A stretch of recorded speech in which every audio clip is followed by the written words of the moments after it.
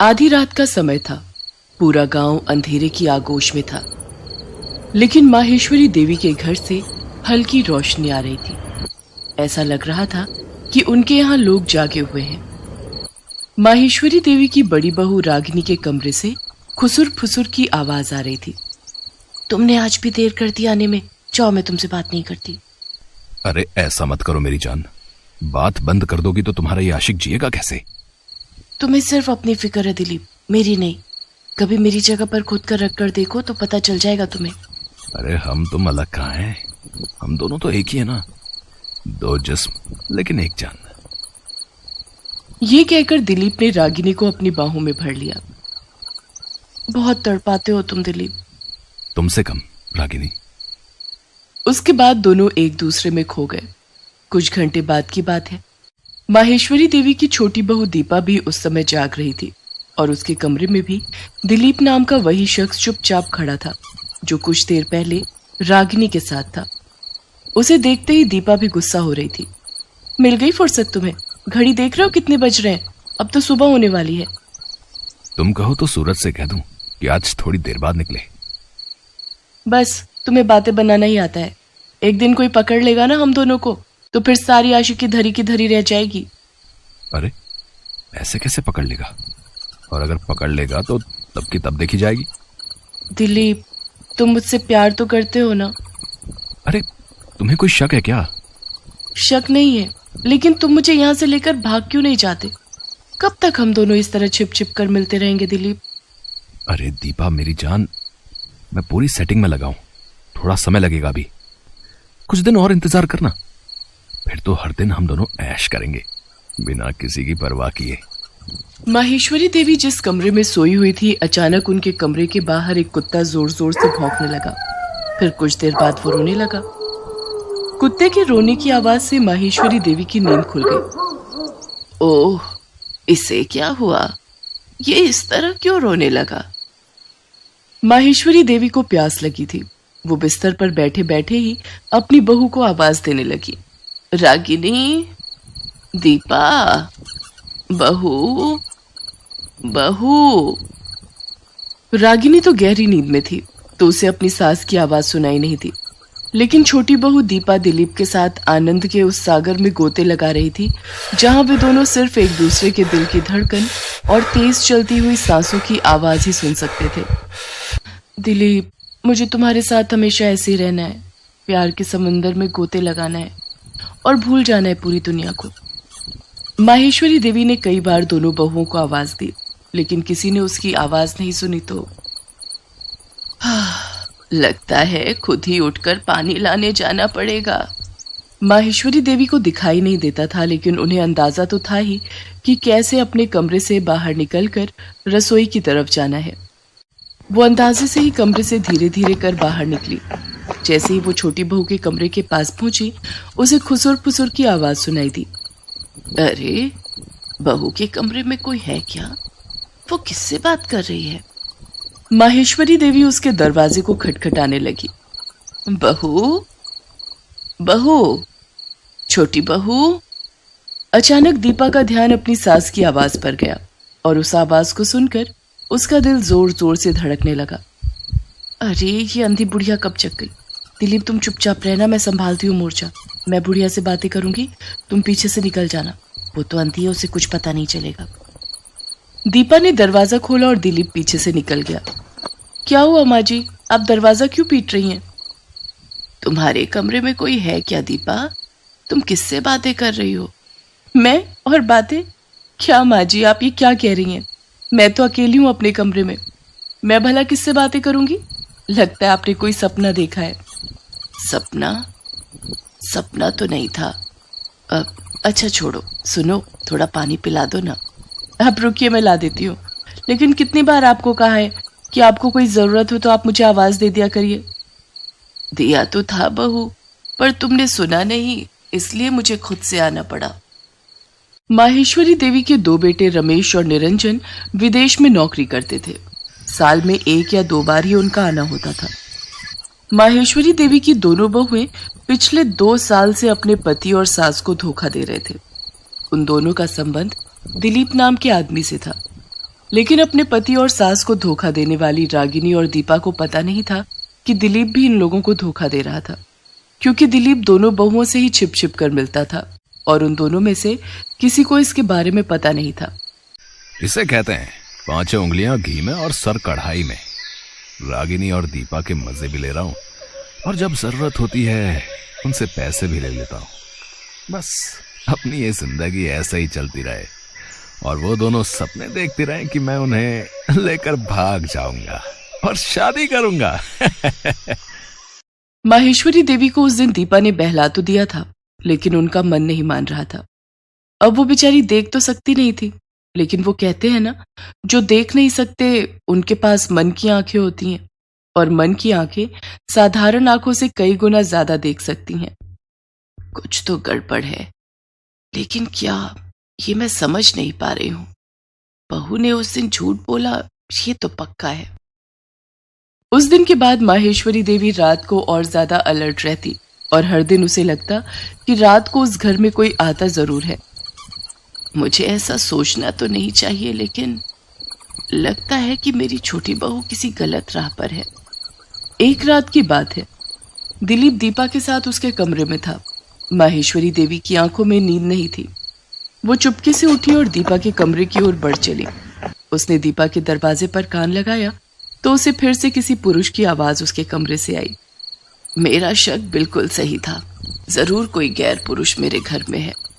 माहेश्वरी ने जोर जोर से दरवाजा पीटना शुरू कर दिया। इस बार दरवाजा पीटने के कारण बड़ी बहू रागिनी की भी नींद खुल गई। इधर इसकी छोटी बहू सास द्वारा इस तरह दरवाजा पीटे जाने पर आग बबूला हो रही थी। ये अंधी बुढ़िया पागल हो गई है क्या? कहीं इसके इस तरह दरवाजा पीटने से रागिनी दीदी की नींद ना खुल जाए। अगर उसकी नींद खुल गई तो फिर लेने के देने पड़ जाएंगे। दिलीप, मैं जल्दी से दरवाजा खोलती हूँ, तुम पीछे से निकल जाना। मेरी अंधी सास को कुछ पता नहीं चलेगा। दीपा ने दरवाजा खोला और दिलीप को भागने का इशारा किया, लेकिन माहेश्वरी को पता लग गया कि कोई भाग रहा है। उसने उसका कॉलर पकड़ लिया और जोर जोर से चीखने लगी, बहू बहू, देखो देखो, ये कोई आदमी तुम्हारे कमरे से निकलकर भागने की कोशिश कर रहा है। पकड़ो इसे, पकड़ो। दिलीप अपने गिरेबान छुड़ाने की कोशिश तो पूरी कर रहा था, लेकिन माहेश्वरी ने कस के उसका गिरेबान पकड़ रखा था। इतनी देर में अपनी सास की आवाज सुनकर रागिनी भी बाहर आ गई, और जब उसने देखा कि उसकी सास ने दिलीप का गिरेबान पकड़ रखा है तो उसके दिल की धड़कन तेज हो गई। माँ जी, ये कौन है? ये तो छोटी बहू ही बताएगी। ये आदमी हर रोज इससे मिलने आता है।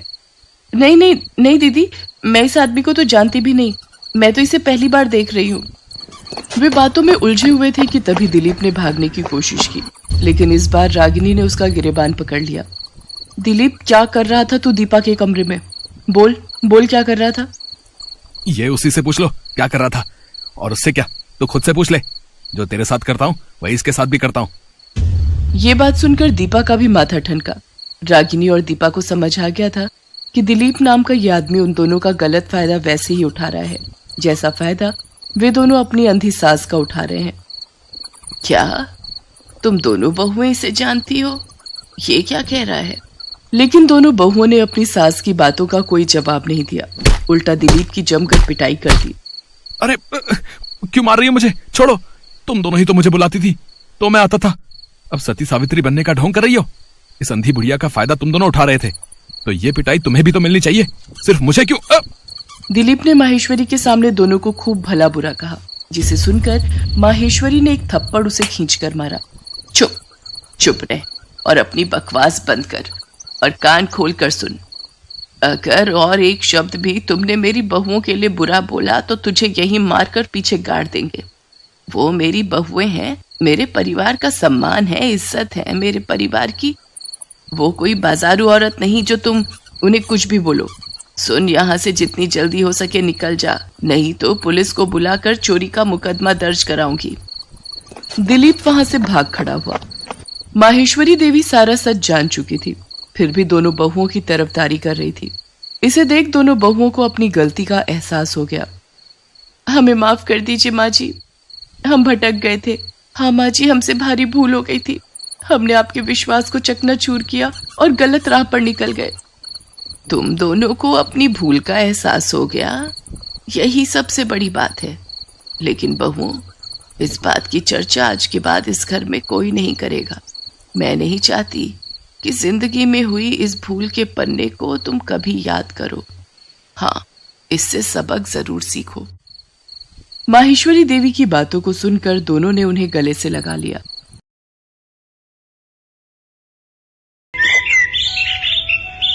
बुलंदशहर में दो दोस्त रोहन और अमन रहते थे, जिनकी दोस्ती बहुत गहरी थी। वो दोनों हर छोटी बड़ी बातें एक दूसरे को बताते थे। एक दिन रोहन अमन को गले लगाकर बहुत खुशी से बोलता है, भाई आज तेरी भाभी नैना ने मेरा प्रपोजल एक्सेप्ट कर लिया। आज तेरा भाई बहुत खुश है। आज तू जो मांगेगा वो मिलेगा तुझे। बता क्या चाहिए?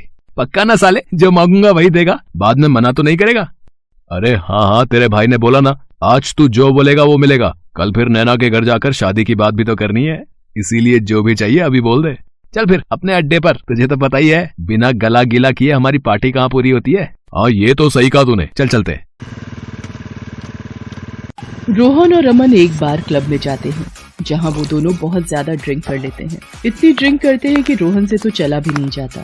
दोनों अपनी ड्रिंक को खत्म करके घर के लिए निकलते हैं। जैसे ही वो दोनों चलने के लिए उठते हैं, रोहन गिर जाता है। फिर अमन उसे संभालता है। भाई घर ज्यादा देर हो गई तो आंटी ने घर में घुसने नहीं देना भाई, बता रहा हूँ। चल आज गाड़ी तेरा भाई चलाएगा, ठीक है? साले तुझसे ठीक से चला नहीं जा रहा है? पहले गाड़ी तक तो पहुँच जा बे। नशे में धुत होकर रोहन किसी तरह टेढ़ी मेढ़ी बाइक चलाकर घर के पास पहुंच जाता है, पर तभी वो घर की सीढ़ियों पर जोर से गिर जाता है। भाई तू ठीक तो है? ए भाई, ए भाई, लगी तो नहीं तुझे? तभी रोहन की माँ लता वहाँ आती है और बोलती है, ये क्या हुआ तुझे? ऐसे नीचे क्यों पड़ा है? अरे माँ, आज तेरे बेटे ने बाइक को हवा में करके ऐसे करके उड़ाया है। आज फिर पीकर आया है? अरे नालायक, जब संभाल नहीं सकता अपने आप को तो क्यों इतनी पीता है? जैसी तेरी हरकतें हैं, तुझे तो किसी ने अपनी बेटी भी नहीं देनी। अरे माँ, समझ दे दी तेरी बहू ने, हाँ कर दी। तभी पार्टी की हम दोनों ने पारी। अमन यार, ये आंखें खोली नहीं रही है। मेरी जितनी तूने पी हुई है, उसके बाद तो तेरी जुबान में नहीं खुलनी चाहिए थी। बेटा अमन, तू ही लेकर आ जा इस नालायक को अंदर। इसके खुद के बस की बात नहीं है। अमन रोहन को अंदर ले जाकर कमरे में सुला देता है और खुद भी उसी के साथ सो जाता है। अगले दिन सुबह लता रोहन को आवाज मारकर उठाती है तो आंखें खोलकर भी वो नींद में होता है। माँ, अभी तो अंधेरा हो रहा है, सुबह तो होने दो। नालायक, अभी भी नशे में है। सूरज सर पर आ गया है, आंखें खोल कर देख। और कब होगी तेरी सुबह? एक आवाज में उठकर नीचे आ जा, वरना तेरी टांगे तोड़ देनी है मैंने आज। यार अमन, तू कहाँ है? मेरे कमरे में इतना अंधेरा क्यों हो रखा है? लाइट जला जरा। अबे पागल हो गया क्या? इतनी रोशनी हो तो रही है, मेरी आंखों में तो चुभ रही है, और तुझे अंधेरा लग रहा है। क्यों मजाक कर रहा है यार? सुबह सुबह अंधेरा ही तो है, और तू है कहाँ? मुझे दिखाई नहीं दे रहा अंधेरे में। लाइट जला ना।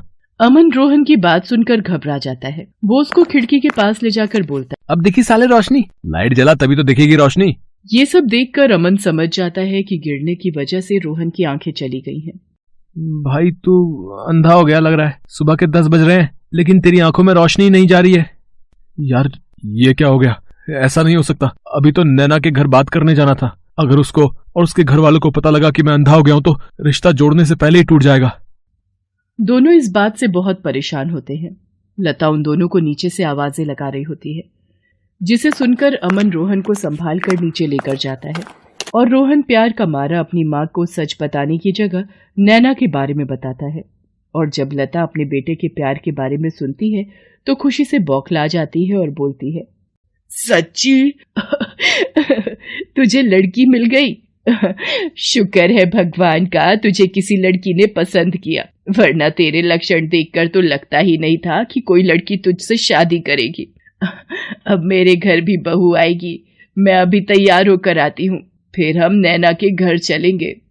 लता तैयार होने चली जाती है और अमन भी रोहन को तैयार कर देता है। तीनों नैना के घर जाते हैं, जहाँ पर नैना की माँ कमला उनका स्वागत करती है और सबको बैठने के लिए बोलती है। ना दिखने के कारण रोहन नैना की गोद में जाकर बैठ जाता है। ये देखकर कमला बोलती है, बेटा वहाँ शादी के बाद बैठना, अभी फिलहाल सोफे पर बैठो। ओहो, माफ करना आंटी जी, दोनों परिवार मिलकर रिश्ते की बात करते हैं। इस बीच नैना रोहन को ही देख रही होती है और रोहन इधर उधर देख रहा होता है। तभी नैना रोहन को कोहनी मारकर बोलती है, तुम्हारे बगल में बैठी हूँ मैं, इधर उधर क्या देख रहे हो? ये सुनकर रोहन अपने मन में कहता है, इधर उधर तो तब देखूंगा ना जब कुछ दिखेगा। हे भगवान, इतने समय बाद मुझे मेरा प्यार मिला, वो भी पूरी तरह मिलने से पहले ही आपने मुझे अंधा कर दिया। बोलोगे भी अब कुछ या नहीं? बेबी, पूरी जिंदगी अब तुम्हें देखना है। दोनों के घर वाले एक हफ्ते बाद की शादी की डेट फिक्स कर देते हैं, लेकिन रोहन अपने अंधेपन के लिए बहुत परेशान था। वो अमन के साथ जाकर अलग अलग डॉक्टरों से बात करता है, लेकिन कोई भी उसकी आंखों की रोशनी वापस नहीं ला पाता। धीरे धीरे शादी के दिन भी पास आने लगते हैं और शादी की तैयारियों में रोहन कोई मदद नहीं कर पाता, क्योंकि वो कुछ देख ही नहीं सकता था। वो अकेले कभी कहीं तो कभी कहीं टकराकर गिर जाता था। ये सब देखकर लता रोहन से बोलती है, ये आंखें क्या किराए पर देकर आए हैं जो इनसे दिख नहीं रहा तुझे? ऐसा बोलते ही रोहन रोते हुए अपनी माँ को सारा सच बता देता है। नालायक, तुझे कितनी बार कहा है इतनी मत पिया कर, लेकिन नहीं, तुझे कहाँ कुछ समझ में आता है। तुझे तो पीना जरूरी होता है। देख ले अब अपने पीने का नतीजा। जो उस दिन तूने इतनी नहीं की होती तो आज अंधा नहीं होता। माँ, अब हो गई गलती, माफ कर दो। माफ कर दूं? अरे नालायक, मेरे से तो झूठ बोला चल जाएगा। कम से कम जिसके साथ जिंदगी बितानी है उसे तो सच बता देता। ऐसे धोखा देने से रिश्ते नहीं जुड़ते। हाँ भाई, आंटी सही कह रही है, नैना को सब कुछ सच सच बता दे। लता और अमन की बात मानकर अगले दिन वो उसके घर जाता है। वहाँ सभी मेहंदी की तैयारी में लगे होते हैं।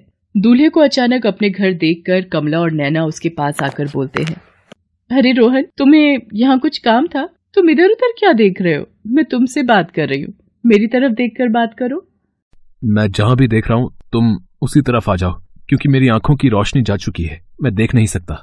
क्या? ये क्या मजाक कर रहे हो तुम? अमन सबको सारा सच बताता है, जिसके बाद रोहन बोलता है, मैं अपने रिश्ते की शुरुआत झूठ की बुनियाद पर नहीं करना चाहता था। मानता हूँ तुमसे प्यार करता हूँ, पर शायद ये सच बताने के बाद तुम्हें हमेशा के लिए खो दूंगा। लेकिन झूठ बोलकर तुम्हें पा भी लेता तो कभी तुमसे नजरें नहीं मिला पाता। तभी अमन रोहन के कान में मजाक में बोलता है, अबे ओ, नजरें तो तू सच बोलने के बाद भी नहीं मिला पाएगा बे। अबे साले, चुप कर, फ्लो मत बिगाड़, चल भाग यहाँ से। अब जो भी तुम्हारा फैसला होगा वो मुझे मंजूर है। रोहन के इतना बोलने पर अमन और लता वापस जाने के लिए मुड़ जाते हैं और रोहन वहाँ खड़ा खड़ा अमन से बोलता है, अबे साले, अब पकड़ कर ले चल। सारे डायलॉग की ऐसी तैसी कर दी। अबे कहाँ गया? अकेला तो नहीं चला गया निकम्मे अमन? रोहन खुद ही धीरे धीरे चलने लगता है। तभी किसी चीज से उसका पैर टकरा जाता है और वो गिरने वाला होता है। तभी नैना उसे संभाल लेती है, पर रोहन उसे अमन समझकर बोलता है, साले कहाँ चला गया था तू? हैं? मुझे छोड़कर कहाँ चला गया था? अभी गिर जाता मैं। मेरे होते हुए तुम कभी नहीं गिरोगे रोहन। जिंदगी के इस मुश्किल मोड़ पर मैं तुमको अकेला नहीं छोड़ूंगी। ओह वाह यार, स्पीच आखिर काम कर गई। लव यू भाई अमन, ये तूने ही लिख कर दी थी। एक बार फिर सोच लो नैना, क्या तुम्हें ये अंधा पति जिंदगी भर के लिए स्वीकार होगा? हाँ, मुझे स्वीकार है। आज से मैं तुम्हारी आंखें बनूंगी। नैना रोहन को अपना लेती है। वक्रतुंड महाकाय सूर्यकोटि समप्रभा। शादी के बाद नैना कमरे में रोहन का इंतजार कर रही होती है। वो गिरता पड़ता कमरे में आकर बोलता है, काश अमन साथ होता, पर आज तो सुहाग रात है, मैं आज के दिन तो अकेले ही जाना पड़ेगा। नैना संभाल कर रोहन को बेड के पास लाती है और रोहन नैना की गर्दन दोनों हाथों से पकड़कर बोलता है, अरे ये तुम्हारी कमर इतनी पतली और ऊपर कैसे हो गई? बेबी, वो मेरी गर्दन है, अपना हाथ मेरे हाथ में दो। नैना रोहन के हाथों को अपनी कमर पर रखकर बोलती है, अरे मेरे अंधे पति, ये है मेरी कमर। वैसे मानना पड़ेगा, आंखें नहीं है, लेकिन रोमांस कूट कूट कर भरा है जनाब में। रोमांच के लिए आंखों की क्या जरूरत है? अच्छा, तो किसकी जरूरत है? रुको अभी बताता हूँ। रोहन नैना को गोद में उठाता है और अंदाजे से बेड पर लिटा देता है। उसके बाद वो दोनों अपनी शादी की पहली रात को एंजॉय करते हैं। इसी के साथ नैना रोहन को अंधे होने के बाद भी अपने पति के रूप में अपना लेती है।